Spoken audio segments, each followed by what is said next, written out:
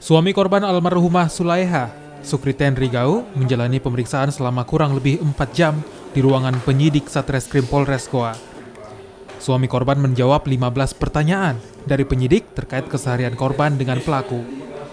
Hal ini untuk mengetahui motif sebenarnya pelaku melakukan pembunuhan. Usai menjalani pemeriksaan, suami korban masih tetap tidak percaya dengan pengakuan pelaku yang nekat membunuh korban hanya karena emosi. Menurutnya, korban dan pelaku diketahui selama ini tidak memiliki masalah apapun. Kejadian apa bisa kita bayangkan kalau tersinggung sama teman, sama teman kantor ini, teman tetangga ini, perempuan, yang bisa kita melakukan pembunuhan.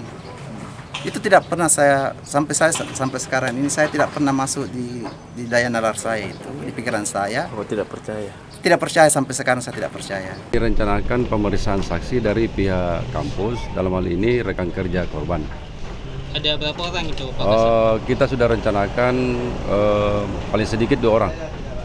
Yang kita ambil itu yang satu ruangan dengan yang mungkin atasannya korban ini untuk mengetahui sejauh mana korban aktivitasnya di kantornya.